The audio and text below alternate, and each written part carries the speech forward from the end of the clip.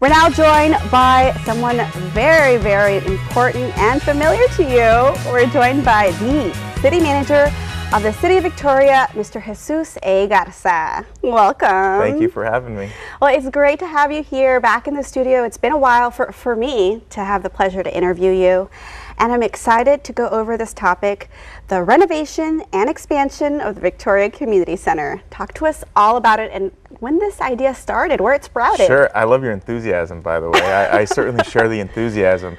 This actually started a couple years ago when we underwent a master plan for the facility. Facility is almost 50 years old, and so as part of our effort to try and just enhance our facilities, make them better, we went through a master planning process that included the public and the stakeholders. And ultimately what we were told through that process was that we needed a arena for concerts and for rodeos, as well as just a better community center. And so ultimately we put together a recommendation that totals up to $35 million in renovation and expansion. In order to help pay for that, the City Council called for a venue tax election, which will take place on May 3rd. And so we're right now trying to educate the public, those tuning in, about what it is, what it isn't, and I'm happy to get into that in this conversation. Well, I know there's been an emphasis on this is not an increase on your property taxes, which can be a sore subject for some people. This is an addition onto hotel tax, hotel occupancy tax, and car rental tax, correct? Correct.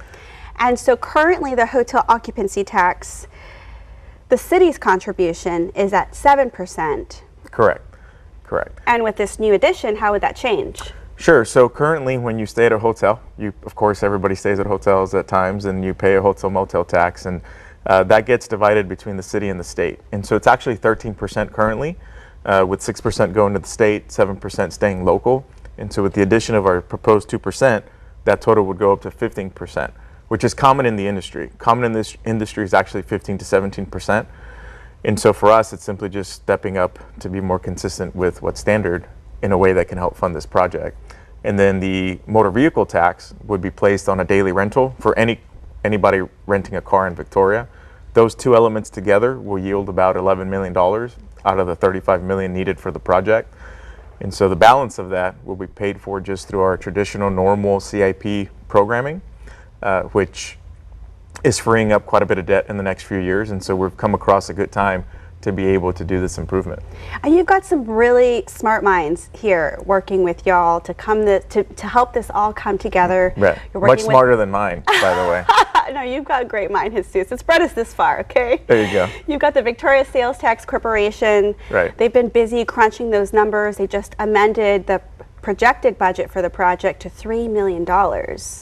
Sure. So the Sales Tax Development Corporation is playing a small part of the $35 million, and really the part that they're playing is in the upfront cash, because we need the upfront cash to, for example, hire the architect, hire the owner's rep that we will need for the project.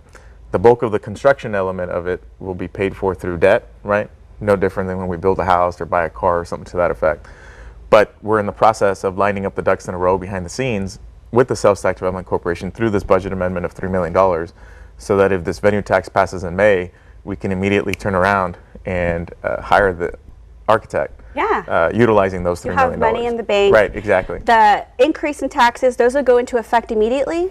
No, so not immediately. Okay. In theory they could, but realistically, and we actually just had a meeting with the hoteliers last week, it would take us several months to implement the process, right? Because we want to make sure that it's as easy as possible for the hoteliers themselves. And we're not the only initiative that's out there right now. You know, the county, for example, is also pursuing a legislation in Austin that would implement a county hotel tax.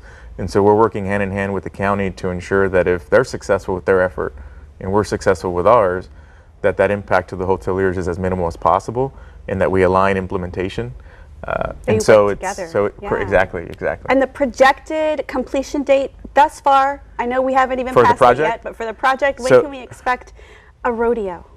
Well, hopefully in 2027. 2027, all right. Yeah, so we're rocking and rolling, trying to do everything as quickly as possible. Well, we know y'all have information meetings for the community set up to educate them more on the topic. Right. And I just want to thank you so much for everything you've done for Victoria, the bicentennial, wow, the plaza. It's been amazing. Jesus, I'm blown away. You've done a great job. Thank you so much. Appreciate the support.